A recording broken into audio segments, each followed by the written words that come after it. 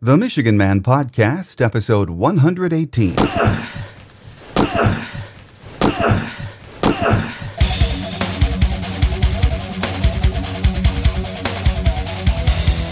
This is the Michigan Man Podcast on GBMW Go Blue Michigan Wolverine for Wolverine fans from coast to coast.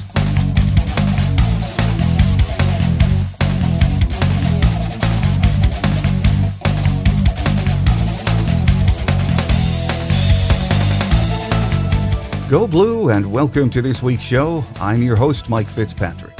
Team 133 reported over the weekend, and the first full practice took place on Monday.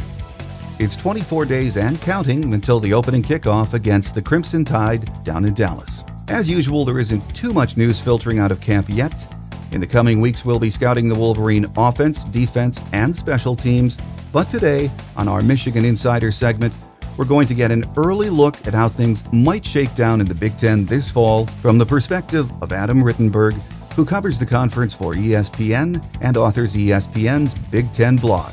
Before Adam joins us, let's kick things off, as we always do, with our view from Section 17, a look at headlines of interest to Wolverine fans from coast to coast. I think it's safe to say that the start of fall camp and two-a-days is what most fans are focused on right now. On Monday following practice, Coach Hoke held his first presser.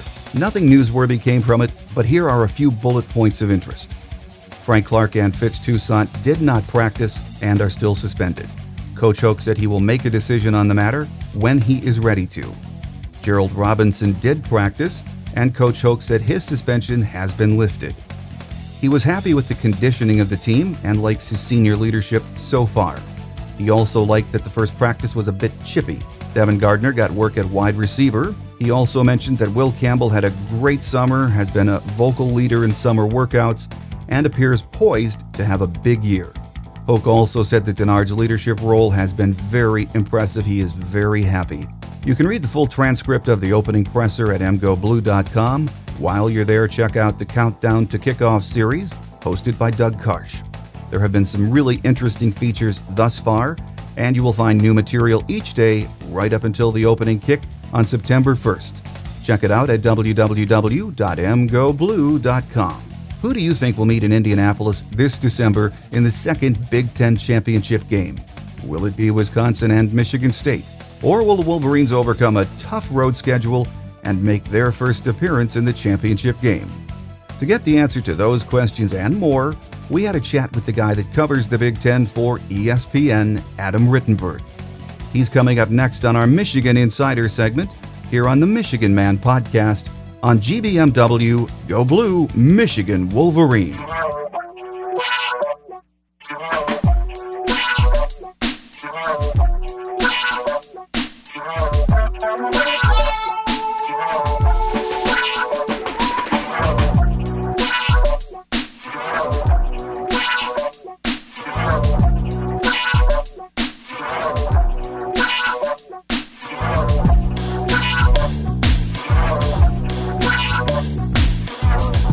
Joining us on our Michigan Insider segment today as we preview the Big Ten Conference from ESPN and the ESPN Big Ten blog, Adam Rittenberg. Adam, welcome to the show. Thanks for having me, Mike. Well, last week was Media Days, of course, in Chicago. And before we just take a look at both divisions, Adam, in the Big Ten preview, anything you found eventful coming out of Big Ten Media Days?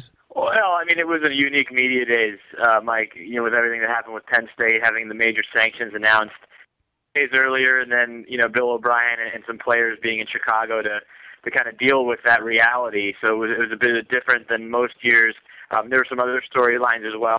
Meyer making his first appearance as Ohio State's head coach. There were also a lot of questions about which Big Ten teams were now recruiting Penn State players, and that put new Illinois head coach Tim Beckman and his program in the spotlight. So it was very much Penn State driven last week, but there always are 11 other teams now, and there were some other storylines as well. Did you find Denard Robinson's speech to be a pretty good one? Yeah, no, I did, and I think it's great to see how far Denard has come from his freshman year, where he just didn't say a whole lot, or even his sophomore year. He was very shy and reserved, and he always had a great smile and a great personality. But to see that he was willing, A, and then B, also be able to execute a really good speech from the heart was great to see. And I know it wasn't fair to compare Denard Robinson's speech with Kirk Cousins. They're different guys and different backgrounds and different speeches, and I thought they both were great in their own right. And so it was really good to see Denard share a little bit about his personal background, and then also I think it was important for him to talk about being a high-profile player in college athletics, a guy who is known around the country, and the responsibility that goes along with that, because a lot of guys in his position don't have that much awareness to recognize where they are, what they mean, and how their actions can be consequential. So I really enjoyed listening to Denard. Oh, we were all very impressed back here. Let's then turn our attention to the topic today, which is the Big Ten preview, our first of the year. Let's start with the Leaders Division, if we could, Adam. And starting with the Indiana Hoosiers, who were 0-8 last year, another big rebuilding year in Bloomington. What's your take on the Hoosiers? Well, a tough first year for Kevin Wilson, coming over from a very successful program at Oklahoma to one that hasn't been so successful, but also hasn't been that bad at Indiana. Really a team that played, I think, the most freshmen in the country, if not the most, the second most. So they had a lot of young players on the field last year, had a lot of struggles on the defensive side, but did have some bright spots, and I think that's the good feeling going forward, that they are going to be an improved team. It's hard to be much worse than they were last year, but I think offensively, second year in the system for a guy like Trey Roberson at quarterback and some of the other players there, I think they're going to be more of a pass-driven offense than they were in 2011. With Roberson and a guy like Ted Bolser at tight end. They brought in Seth Luttrell, who was the offensive coordinator at Arizona. Arizona, I think, ranked third nationally in pass offense last year under Luttrell. So they're gonna sling it around a little more. And then defensively, it's still a bit of a struggle. They're young there. They brought in a lot of new junior college players who are going to play immediately. So they need to get a lot better on that side of the ball to be able to win the Big Ten. But I do think they're going to be an improved team. Well, Adam, Penn State, what else can go wrong for the Nittany Lions? We all know what's happened in the past year. In the last week with Silas Redd, a lot of players are leaving, maybe even more before practice gets underway next week. Your thoughts on Penn State for the upcoming season? Well, Penn State is now suffering some pretty key departures. None bigger than Silas Redd at running back, but defensively they lost a potential starter at linebacker in Kyrie Fort. And then just now Anthony Farah, the team's starting place kicker and punter, is now headed to Texas. So they really suffered losses in all three phases. I don't think the overall number of personnel losses is going to be too significant, but they can't lose a guy like Justin Brown, their top wide receiver, and really expect to do much of anything on offense. So they're going to have to be a defense-driven team, and we knew that. They were last year. That's why they started the season at 8-1, is because they were able to win games 13-10 or 10-7, and that's what they're going to have to do again. Should be very good again on that side of the ball. Linebacker position especially is a strength. Up front, Jordan Hill, a very good defensive tackle, and they could be very, very good on the edges up front as well. So secondary, a bit of a concern there, but I think Penn State, they're going to have their real personnel issues, I believe, in the years to come, more so than this year. They could still be a pretty decent team, 7, 8, maybe even 9 wins. Yeah, it's a tough road to go for the Nittany Lions. Next is the Fighting Illini. Nathan Shieldhouse is back. A tremendous defense, has a lot of holes. Your take on them? Actually, Penn State and Illinois are very similar teams in my mind. Illinois defensively, I think, has a chance to be really good again. And like Penn State, their strength is in their front seven. And despite losing, Whitney Merciless, who was a bona fide All-American last year, Ted Hendricks Award winner as the nation's top defensive end, first-round draft pick, they should still be pretty good up front. Michael Buchanan is a second-team All-Big Ten defensive end returning. Akeem Spence is a guy at defensive tackle who the pro scouts absolutely love. And they have some decent depth up front. Along with at linebacker, Jonathan Brown is a guy to definitely watch. He's an emerging superstar in the Big Ten, and a guy I think could really be in the mix for the Butkus Award this year. So front seven defensively is definitely their strength. They're going to have to win some games, low scoring. Offensively, there's going to be a few more question marks. Shieldhouse, third year as a starter, but still some question marks about his passing ability and whether he's going to have any help. I mean, once teams took away A.J. Jenkins last year at receiver, Illinois didn't have a whole lot else on offense. So they're going to have to find some weapons. They have some young running backs, Josh Ferguson and Donovan Young. Those guys are going to need to step up big for Illinois. And then someone at receiver also is going to need to emerge. Most likely Darius Malines, but they really need to show in a more up-tempo spread offense that they're able to move the ball and score points and take a little bit of pressure off their defense. But they're definitely going to be a defense-driven team this year. Well, next up, Adam, is Purdue. The Boilermakers finally have settled on a quarterback with Caleb Turbush, I should say. And this looks to be Danny Hope's best team in his 4 seasons, doesn't it? Yeah, and Danny has been very open about saying that it is his best team, at least on paper right now. And I think their issues at quarterback have been resolved. With Caleb Turbush starting every game last year. They also have some good options in Robert Marv, who's an excellent passing quarterback at times, certainly, and then Rob Henry, who's a great athlete. And I really think Purdue's a team that if there's anyone that can challenge Wisconsin in that division where you have 2 teams banned from postseason play, I think it's Purdue. Defensively, they have an absolute stud up front in Kawan Short, a defensive tackle. He's a potential first-round draft pick next year, along with Ricardo Allen, who's a very exciting cornerback, a small guy, but a guy who's had 6 interceptions, three pick sixes in his career. So Purdue looks pretty good on the defensive side. Offensively, they have some weapons at running back. They don't have a whole lot at receiver and tight end, but they are a run-driven offense. So I think Purdue's going to be a pretty solid team. The key for them, Mike, is just being able to clean up some of the major mistakes that have plagued them too often during Danny Hope's tenure. Whether that's you're turning the ball over, making a mistake on special teams, having a dumb penalty or two. Those are the things they have to clean up if they really want to be a factor in that division. Well, next up, the Wisconsin Badgers. Of course, another transfer quarterback coming in, and Danny O'Brien. But this looks to be the leaders division is there for the taking for the Badgers. Correct. Yeah. If Wisconsin doesn't win this division, it will be looked at as a major, major disappointment. I mean, this is a team that has reached the last 2 Rose Bowls. They won the Big Ten championship outright last year. They had a share of the championship in 2010, and they still return some very good pieces, although they do lose Russell Wilson, who is outstanding at quarterback. Monte Ball certainly jumps to the top of the page, Heisman Trophy finalist last year, along with James White. They might be the best running back tandem in the country. They certainly are in the Big Ten. So they're going to be able to run the ball. Offensive line should still be very good.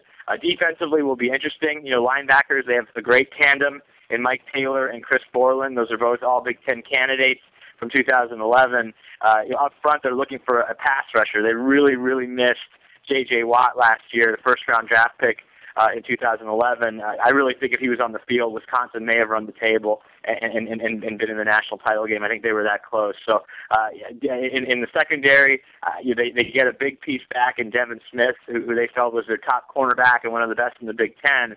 But, Wisconsin, again, with Ohio State banned from the postseason and also Penn State banned from the postseason, there's no reason to think they shouldn't be back in Indianapolis. Well, last but not least in the leaders division, the Ohio State Buckeyes. A big, big year for Coach Urban Meyer and the Buckeyes. Yeah, a lot of excitement for Ohio State. I mean, they went through a much less down period than Penn State is going through, but certainly a lot of excitement about Urban's arrival in Columbus and the things he's been able to do and his track record. And again, Ohio State's going to be a better team than they were last year. They had 7 losses for the first time since 1897. Defensively, they were pedestrian at times. I think they're going to be very, very good on that side of the ball. Again, much more like the Ohio State defense as we were accustomed to during most of Jim Tressel's tenure there in Columbus. Up front, John Simon and Jonathan Hankins, really, really good tandem of defensive linemen. I think their secondary is going to be really good this year as well. Bradley Roby returning at cornerback, C.J. Barnett, Travis Howard, Orion Johnson. Just a lot of guys who can help them in the secondary. So on the offensive side, it'll be interesting. They were terrible offensively last year. They're going to be better. They don't have a lot of depth at all, though. They're a lot like Illinois and Penn State in that respect. Looking for a running back or two. Really, really need someone to emerge at receiver. They have a good tight end in Jake Stoneburner, and there's obviously a lot of excitement about Braxton Miller, the sophomore quarterback. Urban Meyer was saying last week at Big Ten Media Days that Braxton is the best athlete at quarterback he's ever had. I mean, he had Tim Tebow, he had Alex Smith, Chris Leak, some pretty good athletes there. So a lot of high hopes for Braxton Miller, and I think it's safe to say Ohio State's going to definitely win 8 or 9 games and possibly more. Joining us on our Michigan Insider segment today on our Big Ten preview show is Adam Rittenberg from ESPN and the ESPN Big Ten blog. We've just taken a look at the Leaders Division, so Adam, let's move on over to the Legends Division and start with the Minnesota Golden Gophers. I think it's the second year for Coach Jerry Kill.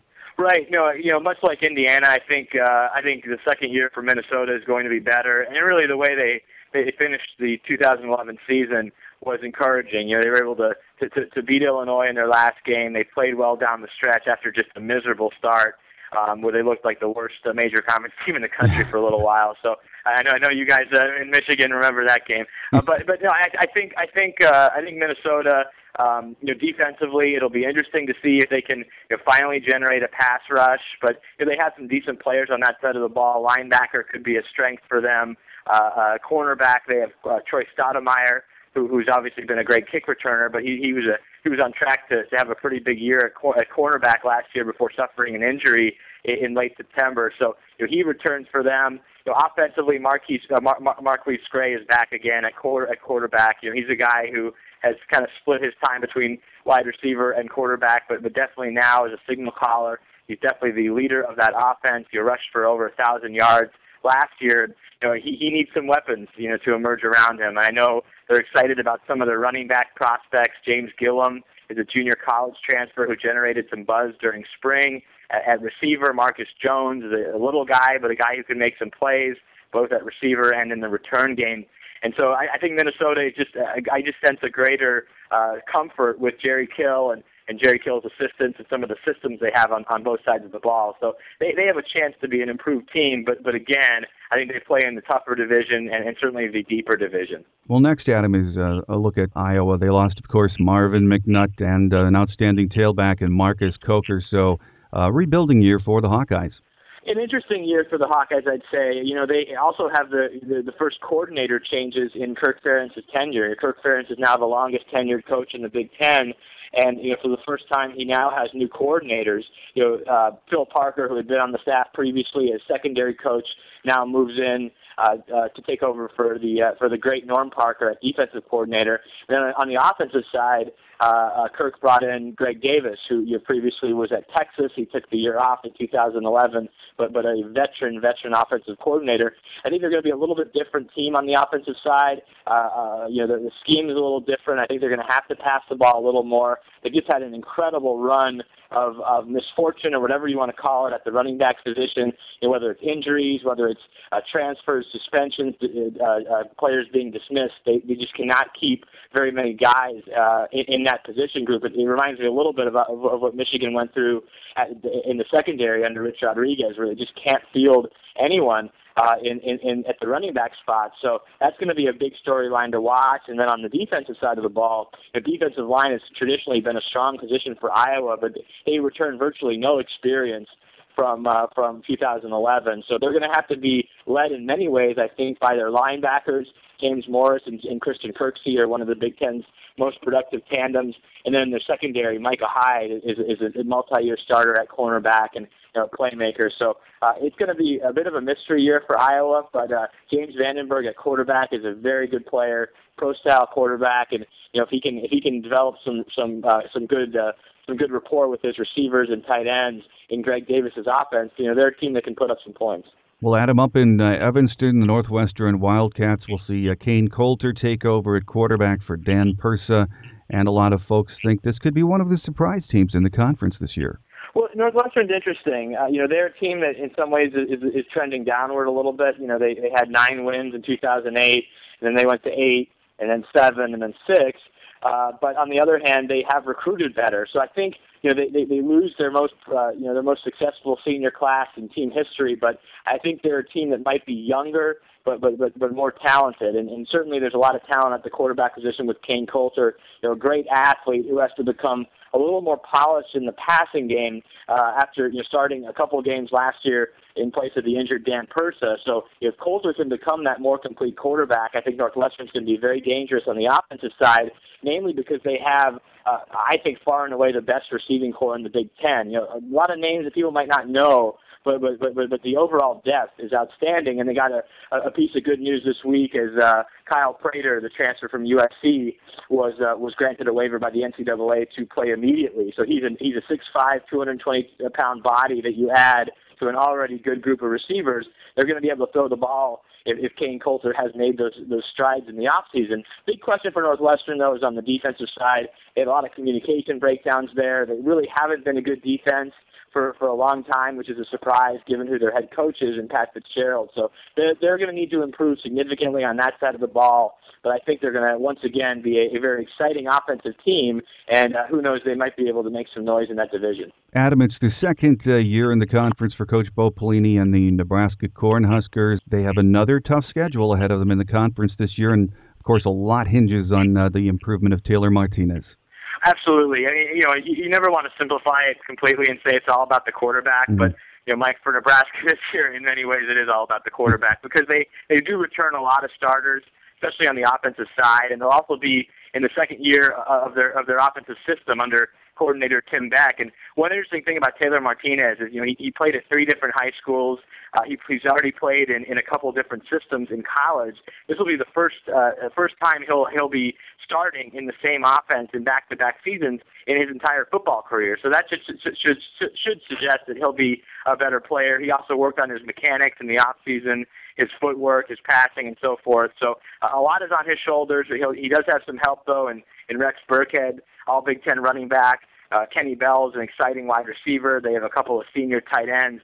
And then on the defensive side, I think Nebraska, certainly loses some star power in Levante David and Alfonso Dennard, but they feel they might have more overall depth, especially in areas like the secondary. And so I just got a better sense of comfort from their coaching staff being out there this spring.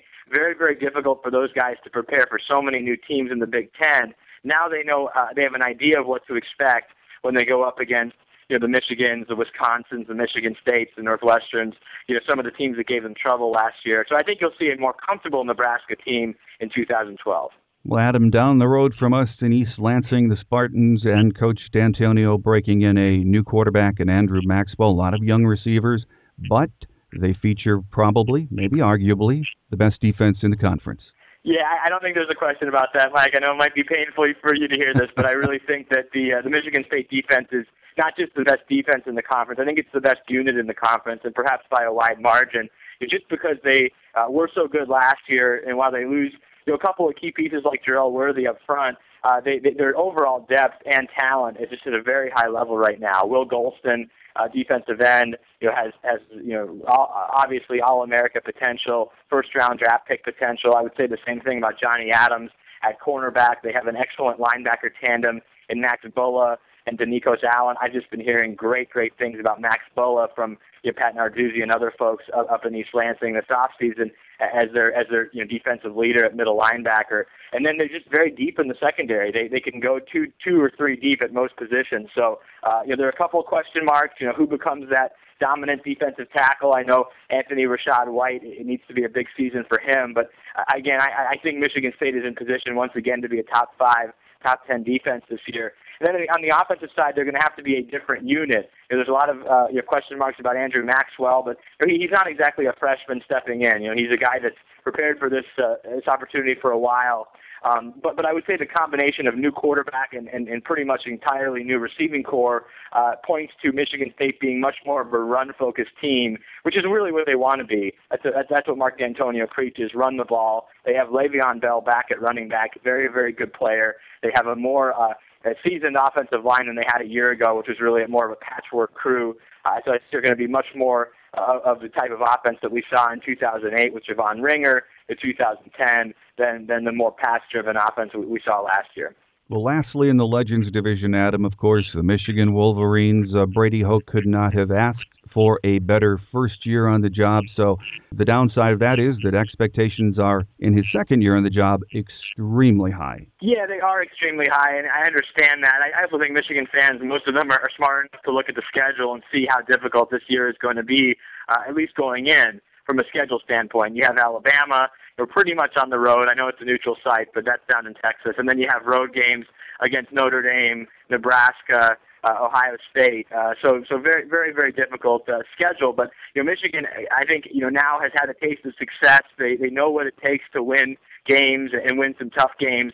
They have the most experienced quarterback in the league, and Denard Robinson, guy that we talked about earlier. His maturity, I think, has really shown here in the off season for sure. So offensively, Michigan has a chance to be very good again. Offensive line should be solid despite the loss of David Molk. Roy Roundtree, I think it's a big year for him to regain the form he had in 2010. Fitzgerald Toussaint, despite his off-field incident, should still be a productive player for Michigan. And then defensively, I'm really interested to see how this crew is going to be. I think the concern is that the defensive line loses 3 starters, but the good thing Michigan fans can think about is if there's any area that you want this coaching staff to work on, it's a defensive line, because you have Brady Hoke as the head coach and Greg Madison as a defensive coordinator. So this is a year for them to work their magic, especially early in the year on the defensive line, because I think Michigan's going to be very good at both definitely the secondary and also potentially at linebacker. So again, I think this is a team that most people feel is a team to beat entering the year, and I think that's fair to say after the 11-win season. They have a couple of question marks, but certainly a chance to get to Indianapolis. Well, Adam, wrapping up our Big Ten preview then, who do you see coming out of the Leaders Division and the Legends Division and meeting in Indianapolis for the Big Ten championship game? The Leaders Division, it's got to be Wisconsin. Even though they're probably not going to be as good as they were last year, I think they're definitely not going to be as good as they were last year. It's just hard to see, a Purdue or an Illinois rising up to unseat them atop that division. The Legends is tough. I've kind of gone back and forth over this a lot, because I do think Michigan is going to end their losing streak to Michigan State, but I just feel that Michigan State right now with their defense is still the potential team to beat, and I think they have a little bit easier schedule. So right now I have a rematch of the Big Ten championship game from 2011, Michigan State, Wisconsin, but I really think the Legends division is going to be fascinating. Michigan certainly has a chance to win that division, as does Nebraska. It should be a great 3-team race, and I think between those 3 teams, each team has a road game and a home game against the other, and I think the team that can win on the road, and whether it's Michigan beating Nebraska and Lincoln, whether it's Nebraska beating Michigan State in East Lansing, or whether it's Michigan State beating Michigan in Ann Arbor, I think that's the team that's going to come out of that division. Well, we don't have long to wait now, but I agree it's going to be a fascinating season. Our guest today on the Michigan Insider segment has been ESPN's Adam Rittenberg, and as always, a very insightful Adam, and we thank you for joining us and taking the time. Okay, no problem. Thanks. Thanks again to our guest today, Adam Rittenberg from ESPN and ESPN's Big Ten blog, for joining us on our preview of the Big Ten Conference. Coming up next, we wrap it up for today with Wolverine Quick Hits here on the Michigan Man podcast on GBMW Go Blue Michigan Wolverine.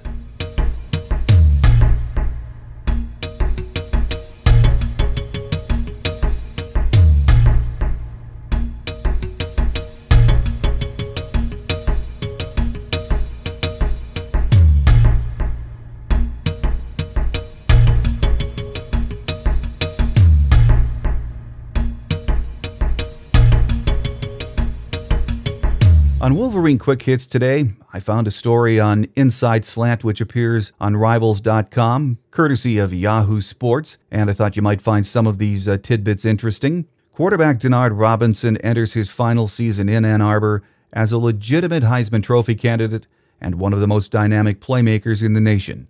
He is the trigger for everything the Wolverines do offensively. Robinson rushed for 1,176 yards and 16 touchdowns last season, carrying the ball 221 times. He connected on 142 of 258 passes for 2,173 yards and 20 touchdowns. The Florida product has worked hard at improving his timing and footwork over the offseason and has a much better understanding of the Michigan offense, which was all new last season. Defensive back Jordan Kovacs had to walk on to make the Michigan team as a freshman, and now as a senior, he is a nominee for the Bronco Nagurski Trophy, awarded to the nation's best defensive player. Kovacs started 12 games and had 75 tackles last season, and had a knack for making impact plays for the Wolverines. He had 8 stops for losses, 4 sacks, 1 interception, 2 forced fumbles, and 1 fumble recovery. In his Michigan career, Kovacs has totaled 266 tackles, 21 of those for losses, 5 sacks, 4 interceptions, 2 forced fumbles, and 3 pass breakups. The spotlight on September. The Wolverines have the toughest test in the nation to open the season, defending national champion Alabama. The game will be played in the marginally neutral site of Cowboy Stadium in Texas. That showcase game is followed by home dates with Air Force and Massachusetts, then a road trip to face an improved Notre Dame team. Hoke is using the opener against Alabama as a positive tool and the ultimate litmus test. You go to Michigan and you coach at Michigan to play against the best, Hoke said. If you want to be the best, I think you have to do that. For us, it's a great opportunity. It's going to be a fun game. We'll learn a lot about us, win or lose, and I think that's a big benefit. Keys to success. A healthy quarterback, Denard Robinson, of course, for a dozen games is vital to Michigan's success, as is a rapid development of a core of receivers to work along with senior veteran wide receiver Roy Roundtree. The Wolverines achieved great things last year because Hoke was able to build confidence and then reinforce it with accomplishments on the field. If this team struggles against one of the toughest schedules in the nation, that confidence could start to splinter.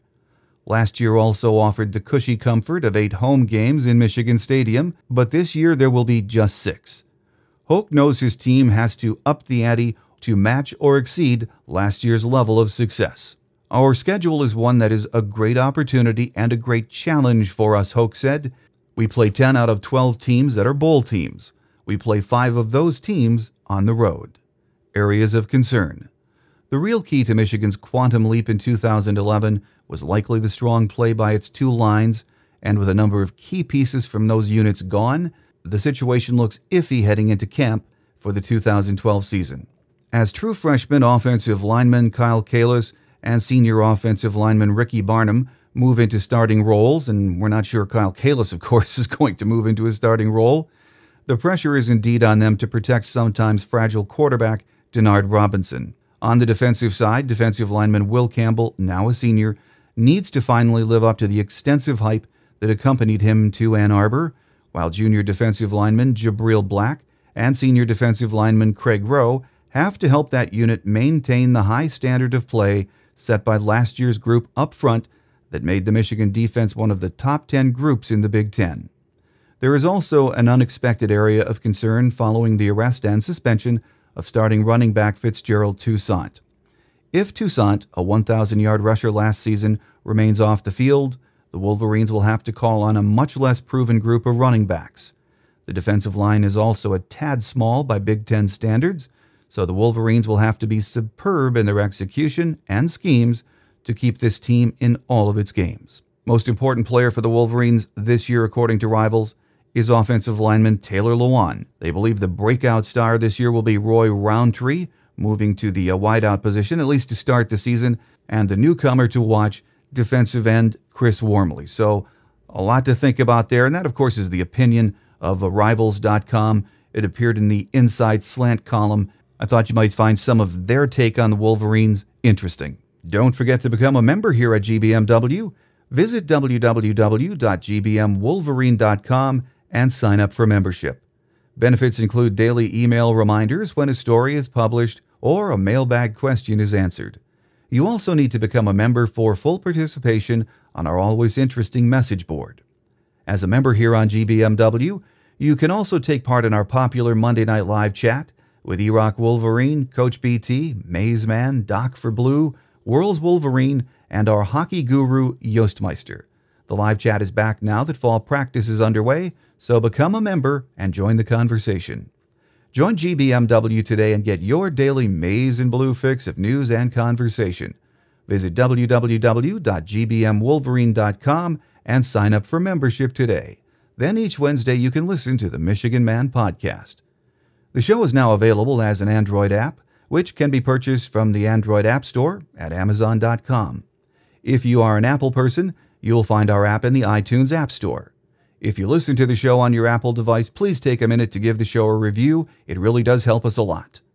Our listener lines are open 24/7. If you would like to call and leave a comment we can use on an upcoming show, our number is 313-263-4842. That's 313-263-4842. Whatever's on your mind this coming football season, basketball, recruiting, hockey, just give us a call, state your name, where you're calling from, and then give us your 2 cents worth. If you would rather not leave a voicemail, but still have a comment or suggestion for the show, just email us at themichiganmanpodcast@yahoo.com. That's themichiganmanpodcast@yahoo.com. I welcome your thoughts and opinions on anything maize and blue. Thanks again to our guest today, Adam Rittenberg, who covers the Big Ten for ESPN. Next week, we'll be joined by Michigan beat writer Kyle Meinke from AnnArbor.com. Kyle will be with us to preview what we all expect will be another potent Wolverine offense this year. And again, if you get the show from iTunes, please give us a review. So until next Wednesday, August 15th, I'm your host, Mike Fitzpatrick. Take care, and as always, go blue. Thanks for listening to the Michigan Man podcast on GBMW Go Blue Michigan Wolverine. You can find us on the web at www.gbmwolverine.com. That's www.gbmwolverine.com.